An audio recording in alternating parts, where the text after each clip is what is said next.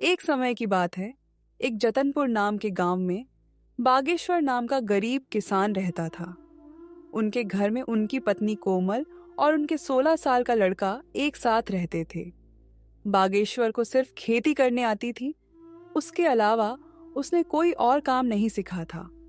सही समय पर बारिश न होने की वजह से उसके खेत में फसल ही नहीं होते थे, जिसके कारण परिवार चलाना बहुत कठिन हो रहा था। एक दिन सुनिए जी, आज तो घर में बिल्कुल भी कुछ राशन नहीं है। मुझे तो कुछ समझ नहीं आ रहा कि अब मैं क्या करूं। अरे कोमल, तुम चिंता मत करो, मैं कुछ करता हूँ। बस इतना कह के बागेश्वर घर से चला जाता है।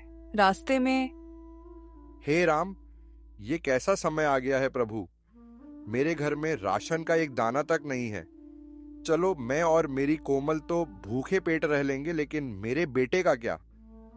मैंने तो केवल खेत में मेहनत करना सीखा है, लेकिन उसमें भी बारिश सही समय पे ना होने की वजह से खेत में फसल नहीं हुई।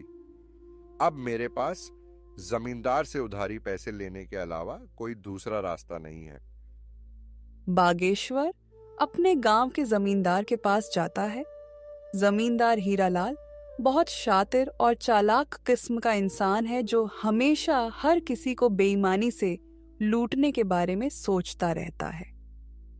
अरे आवा आवा बाघेश्वर भैया, और बताओ कैसे आना हुआ है। क्या बताऊं जमींदार जी, बहुत खराब समय से गुजर रहा हूं। देखिए ना, अब बारिश समय से ना होने पर खेत की सारी फसलें बर्बाद हो चुकी हैं। घर में अनाज का एक दाना भी नहीं है, इसलिए आपसे कुछ पैसे उधार लेने आया हूं। अरे हाँ हाँ भैया, बोलो कितने रुपए चाहिए आपको। ऐसे समय में हम नहीं मदद करेंगे तो और कौन करेगा। बोलो बोलो, कितने दे दूं। आपका बहुत बहुत धन्यवाद जमींदार जी, लेकिन मैं ज्यादा पैसा उधार नहीं लेना चाहता, इसलिए आप ऐसा करें कि 1,500 रुपये दे दीजिए। अरे भैया, ये कैसन बात कर रहे हो।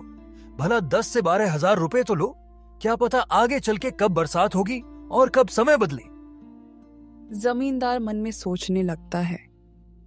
अरे ससुरा, तुम लोग इतना कम कम पैसा लोगे तो मैं कैसे कमाऊंगा। ज्यादा लोगे तभी है ना, हमें ज्यादा ब्याज मिलेगा। यहाँ बागेश्वर भी सोचने लगा। आखिर अब मैं क्या करूं। वैसे ये कह तो ठीक ही रहे हैं, पता नहीं कब भगवान की हम जैसों पर दया होगी। एक काम करता हूं, 10,000 ले लेता हूं। अच्छा ठीक है, तो जमींदार भाई 10,000 पे कितना तक ब्याज लेंगे आप। देखो बाघेश्वर भैया, 10,000 के 10% प्रति महीना। लेकिन आप तो अपने ही आदमी हैं, आपस में क्या धंधा करें। चलो आप 8% दे देना। हे भगवान, 8% प्रति महीना तो हमारे लिए बहुत ही ज्यादा ब्याज है। ले तो लेंगे, लेकिन चुकाएंगे कैसे। अगर नहीं लूंगा तो मेरा बेटा नकुल भूखा ही रहेगा। चलो ले ही लेता हूं। अगर भगवान की यही मर्जी है तो यही सही। अरे बाघेश्वर भैया, क्या हुआ, क्या सोच रहे हैं। ब्याज के बारे में तो नहीं सोच रहे हैं। हाँ जमींदार भाई, इतना ब्याज कैसे।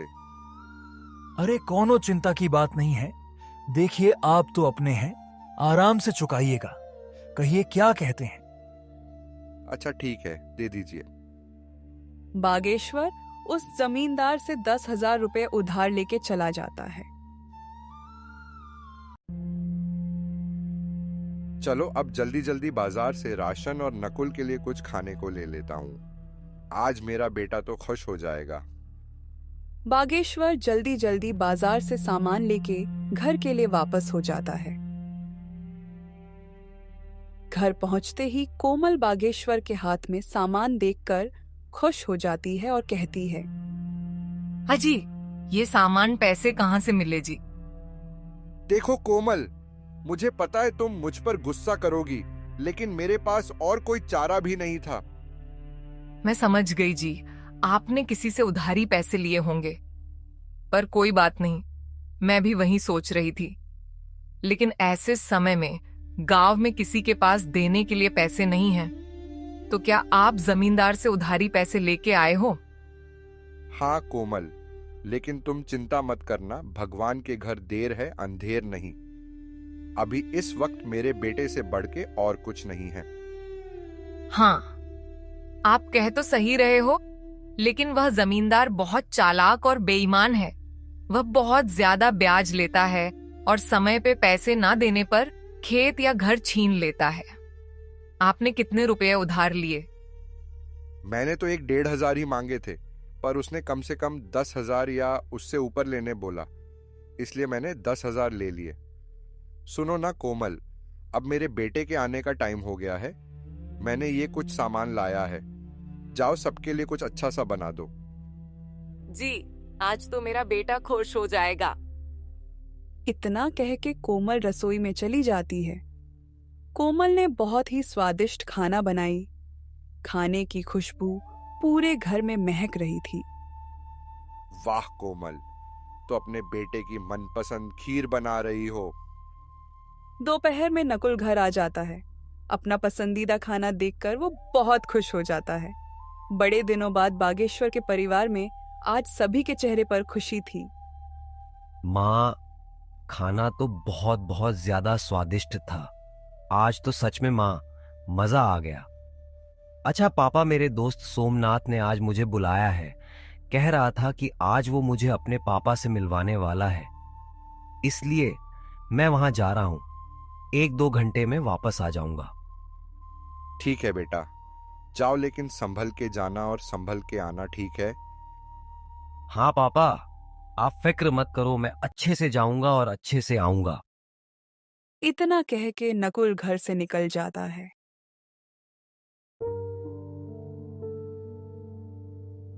भगवान, मैं जानता हूं कि हमारे खेत में थोड़ा भी फसल नहीं हुआ है और मेरे पिताजी सिर्फ मेरे लिए पैसों का इंतजाम किए हैं।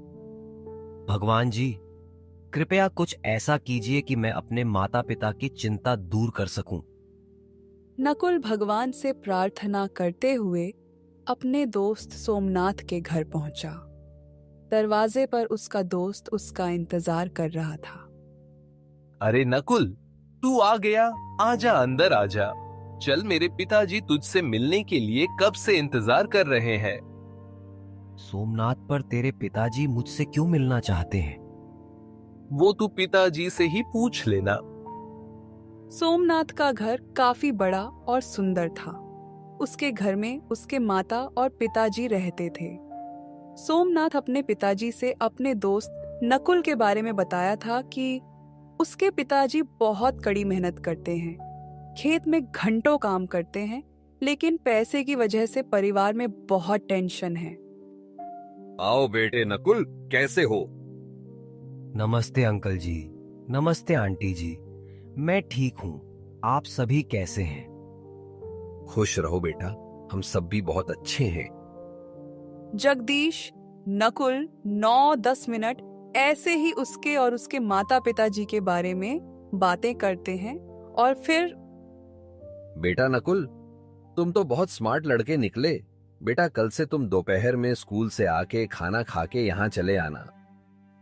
जी अंकल, मैं आ तो जाऊं, लेकिन घर पर भी थोड़े बहुत काम होते हैं। देखो बेटे नकुल, पहले तो तुम ये टेंशन वेंशन छोड़ो। हाँ, एक काम करना, नहीं रहने दो। कल मैं खुद ही तुम्हारे घर आऊंगा। तुम्हारे घर तुम्हारे पिताजी से भी मिल लूंगा और तुमसे भी। ठीक है? जी अंकल, ठीक है। अच्छा, तो मैं अब चलता हूं। ठीक है बेटा, ध्यान से संभल के जाना। जी अंकल, मैं एकदम संभल के जाऊंगा।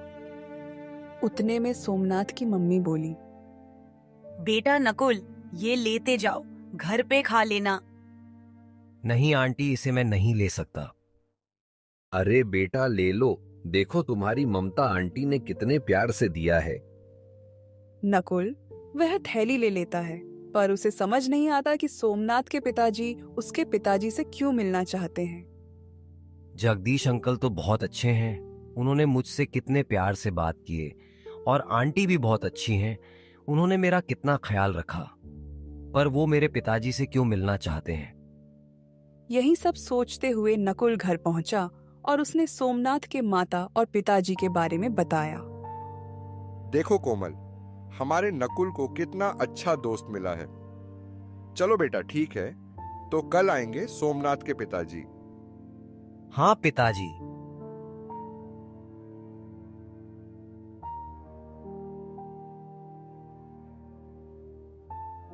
कोमल फट से सोमनाथ के पापा के लिए दूध वाली चाय बनाकर ले आती है। चाय पीने के बाद जगदीश जी बागेश्वर जी से कहते हैं, सुनिए बागेश्वर जी, मैं आपसे थोड़ी बात करना चाहता हूं। जी सर, कहिए क्या कहना चाहते हैं। जी, आप मुझे सर मत कहिए, मैं भी आपका दोस्त जैसा हूं, इसलिए मुझे जगदीश कह के बुलाइए।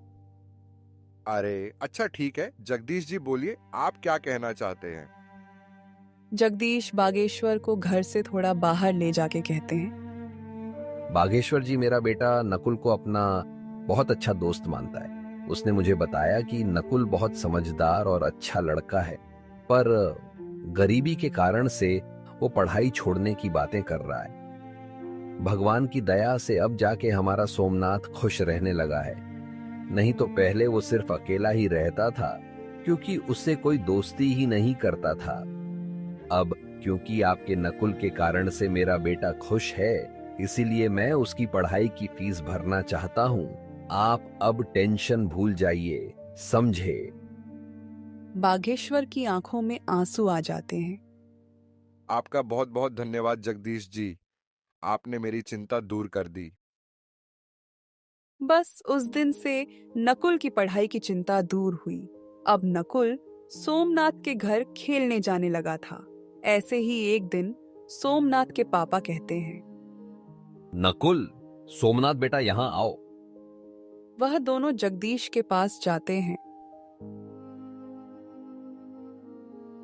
बेटा तुम दोनों बताओ, तुम में से कौन शेयर मार्केट के बारे में जानता है। नकुल बेटा, पहले तुम बताओ। अंकल, मैं इसके बारे में पहली बार सुन रहा हूँ, ये क्या होता है?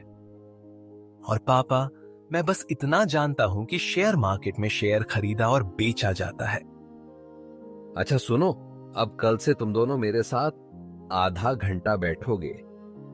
मैं तुम दोनों को अब कुछ सिखाना चाहता हूं।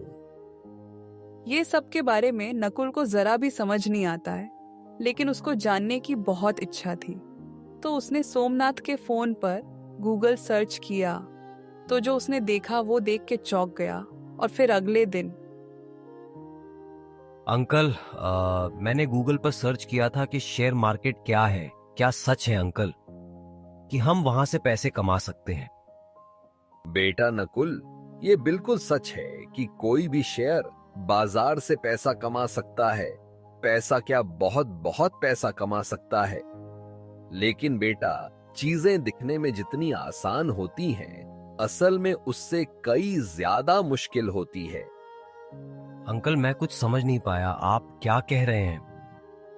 मैं ऊपर वाले कमरे में जा रहा हूं, अपने दोस्त को लेकर वहीं आ जाओ। मैं अब सब कुछ वहीं बताऊंगा। ठीक है अंकल,